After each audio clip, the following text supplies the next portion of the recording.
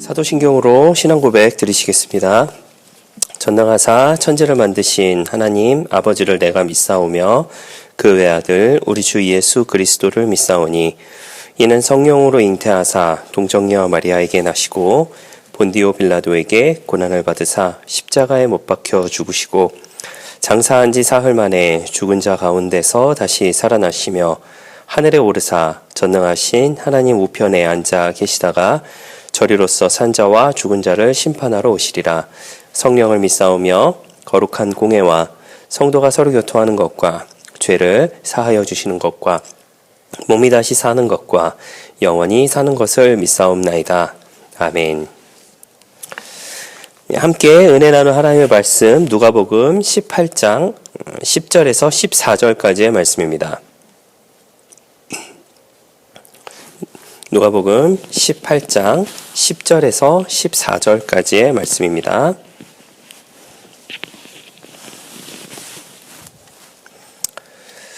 누가복음 18장 10절에서 14절까지의 말씀을 읽어드리겠습니다.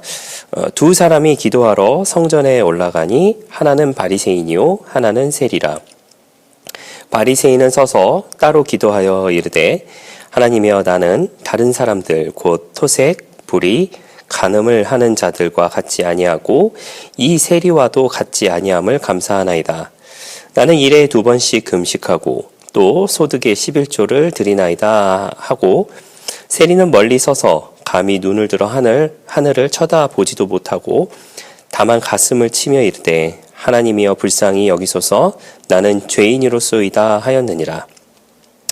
내가 너에게 이르노니 이에 저 바리새인이 아니고 이 사람이 의롭다 하심을 받고 그의 집으로 내려갔느니라.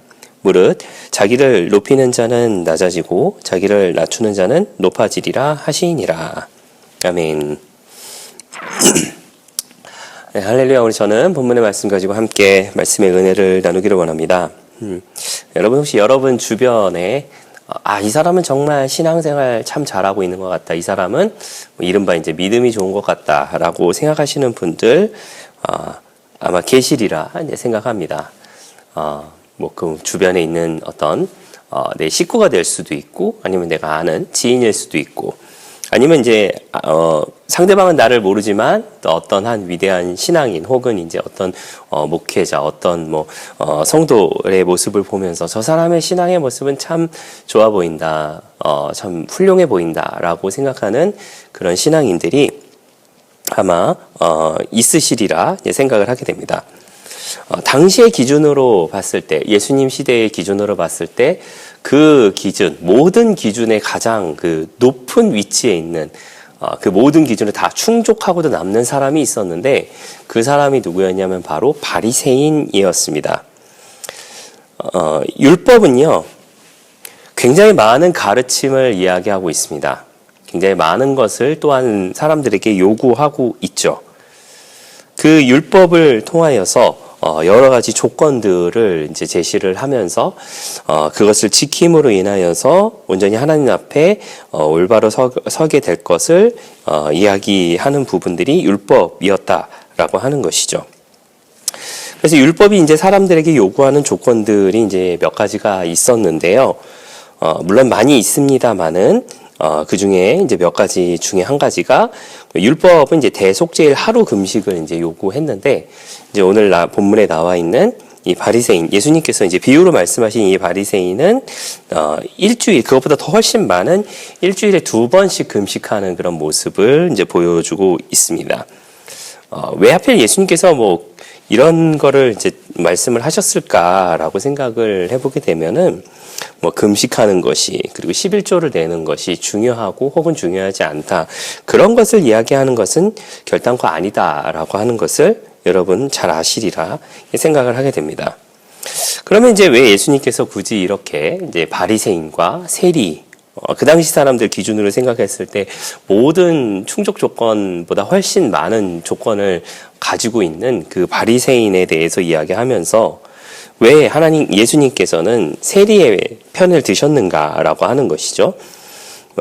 다시 한번 말씀드리지만 여러분 이건 비유입니다. 예수님께서 이렇게 비유로 말씀하셨다라고 하는 것입니다. 그 모습을 보게 된다면 경건의 모습으로만 본다면 바리새인을 결단코 이길 수 없겠죠. 어떤 율법을 지키는 그 모습으로만 본다면 결단코 바리새인을 이길 수 있는 사람은 당시의 기준으로는 아무도 없었다라고 하는 것이죠. 근데 예수님께서는 바리새인의 기도가 아닌 세리의 기도를 통하여서 세리가 의롭다함을 받았다라고 말씀을 하셨습니다. 그렇다면 왜 그랬는가라고 하는 것이죠. 기도의 내용도 중요하겠지만 기도의 내용보다 사람의 마음에서의 차이가 있다라고 하는 것을 우리가 기억해야 될 줄 믿습니다.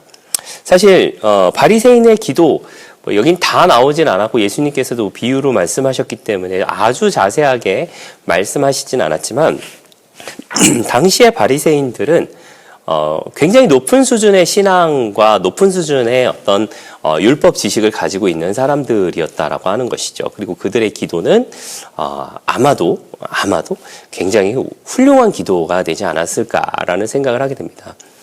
성경을 많이 아는 사람의 어떤 기도문을 이렇게 들어보면은 때로는 곳곳에 이제 인용구를 이렇게 조금씩 하는 경우가 있잖아요. 그게 나쁘다라고 말씀드리는 것이 결단코 아닙니다. 오해 없으시기를 바라고요. 그렇게 하게 되면은 뭔가 더 이렇게 마음에 와닿는 경우가 있어요.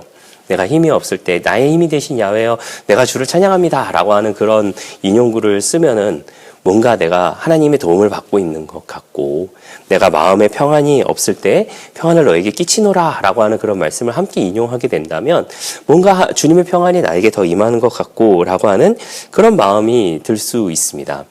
그리고 무엇보다 중요한 것 있죠. 그 말씀을 안다라고 하는 것을 통하여서 그 말씀에 대한 실천이 그 가운데 있어야 된다라고 하는 것이죠. 예를 들어서 나의 힘이 되신 야훼여 내가 주를 찬양하나이다 라고 했는데 나의 힘은 돈에 있고 나의 힘은 권력에 있고 나의 힘은 우리 집안에 있는 사람에게 있고 이런 식으로 생각한다라고 한다면 말씀은 알지만 그것에 대한 적용은 옳지 않지 않나라는 생각도 하게 됩니다. 앞서 말씀드린 것처럼 기도에 대한 내용으로만 따지자면 절대 바리새인을 이길 수는 없을 거예요. 물론 이것이 이긴다 진다라고 하는 그런 개념 자체가 아닙니다만은 그런 기도의 내용으로만 따지자면은 바리새인의 기도가 어떻게 보면은 가장 좋은 기도 중에 하나일 수도 있다라고 하는 생각을 할 수도 있습니다.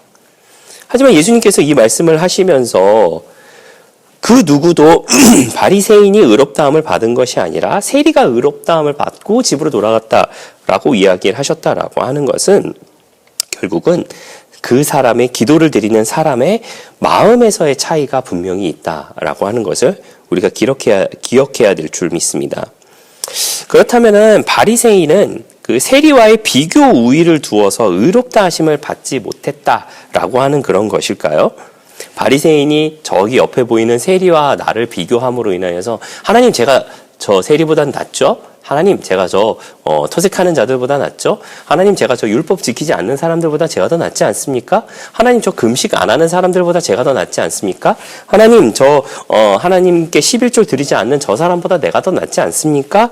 라고 그렇게 비교 우위를 두었기 때문에 의롭다 하심을 받지 못한 것일까요? 그럴 수도 있을 겁니다. 그럴 수도 있겠지만은요. 이런 해석이 있습니다. 그것은 단순히 바리새인이 자신의 교만함을 드러내었다라기보다는 율법의 진정한 가르침을 따르지 않았다라고 하는 것이죠. 자, 이것이 무슨 이야기냐면 제가 계속해서 말씀을 드렸던 부분입니다. 저 세리보다 제가 더 낫지 않나요? 저 죄인보다 제가 더 낫지 않나요? 저 금식하지 않는 사람보다 금식하는 제가 더 낫지 않나요? 저 11조 안 드리는 저 사람보다 제가 더 낫지 않나요? 저 율법 지키지 않는 저 사람들보다 제가 더 낫지 않나요? 라고 이렇게 이야기를 하면서 자꾸 비교 우위에 두는 그 교만한 마음 때문에 예수님께서는 그것에 대해서 올바르지 못하다, 의롭지 못하다라고 이야기하신 것이냐라고 생각해 봤을 때 그렇지 않을 수도 있다라고 하는 것이죠. 그럴 수도 있지만 그렇지 않을 수도 있다라고 하는 해석이 있습니다. 뭐냐면요. 알고 있는 것과 실천하는 것의 차이다라고 하는 것이죠. 제가 얼마 전에 중고등부 예배 때 중고등부 우리 학생들에게 이렇게 이야기를 한 적이 있습니다. 너희들 시험 잘 보고 싶니?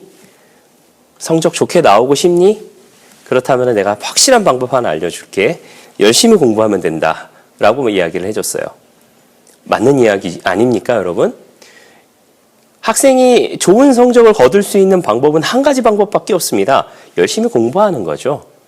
물론 이제 공부의 방향성은 누군가가 잡아줘야겠죠.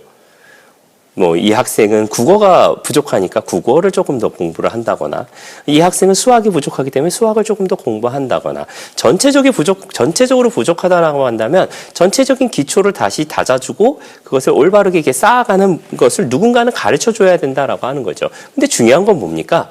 결국은 공부를 해야 한다는 것이죠. 제가 올해 들어서 다짐했던 것이 있는데 아직도 이루지 못하는 것이 한 가지가 있습니다. 그것이 뭐냐면 다이어트입니다. 다이어트를 할 수 있는 가장 좋은 방법이 뭔가요? 야채를 먹고 운동을 하는 것이죠. 조금 먹고 운동을 하는 것입니다. 그리고 내 스스로 절제하고 먹고 싶은 것을 자제하면서 운동하면서 체중 조절을 하면서 식단 조절을 하면서 운동하면서 해야지만 다이어트가 되는 것이죠. 근데 먹고 싶은 거 다 먹고 쉬고 싶을 때 다 쉬고 운동하기 싫을 때 안 하고 하면은 다이어트가 될까요?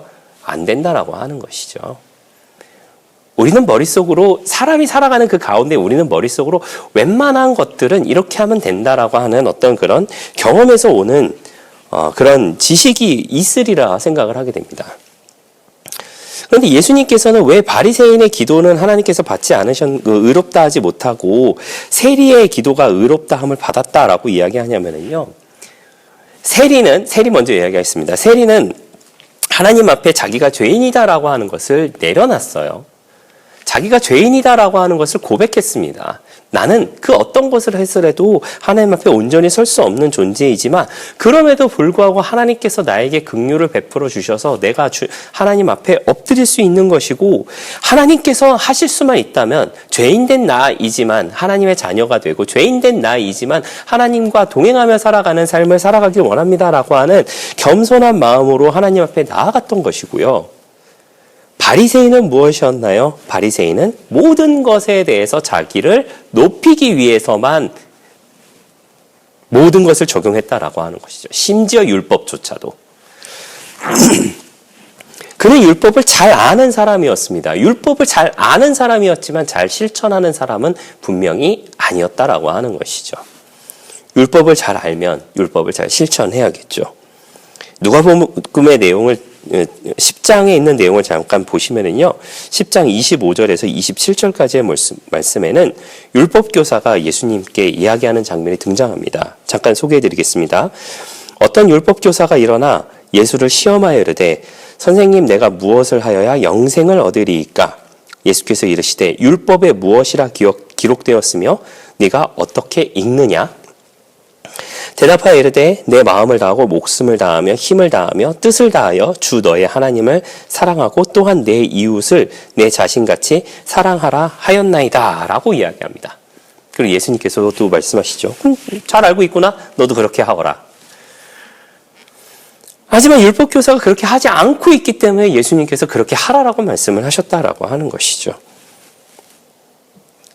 주 너의 하나님을 사랑하고 또 네 이웃을 내 자신과 같이 사랑하라라고 말한 이 내용은요. 먼저 하나님 사랑하고 그 다음 이웃 사랑하라라고 하는 것이 아니다라고 하는 것이죠. 하나님을 사랑하는 만큼 이웃을 사랑하라라는 것이 그 율법의 가르침이었다라고 하는 겁니다. 율법에 그렇게 가르치고 있음에도 불구하고 금식을 하면 무엇합니까? 제 말에 오해 없으시길 바랍니다. 여기 나온 바리새인의 이야기입니다. 금식을 하면 무엇합니까? 11조를 하면 무엇합니까? 죄를 안 짓고 살면 무엇합니까? 율법을 비교 우위에 두면서 내가 저 사람보다 나음으로 인하여서 교만해지고 내가 저 사람보다 낫다라고 하는 것을 알리기 위하여서 큰 소리로 성전에 나와서 기도하는 그 모습 하나님께서 기뻐하시겠느냐라고 예수님께서 말씀하시는 것이죠. 사랑하시는 성도 여러분, 우리도 우리가 신앙생활하는 그 가운데 이런 잘못을 혹시나 저지르고 살아가고 있지는 않는지 돌이켜 생각해보는 우리 모두가 되시기를 예수님의 이름으로 부탁을 드리겠습니다.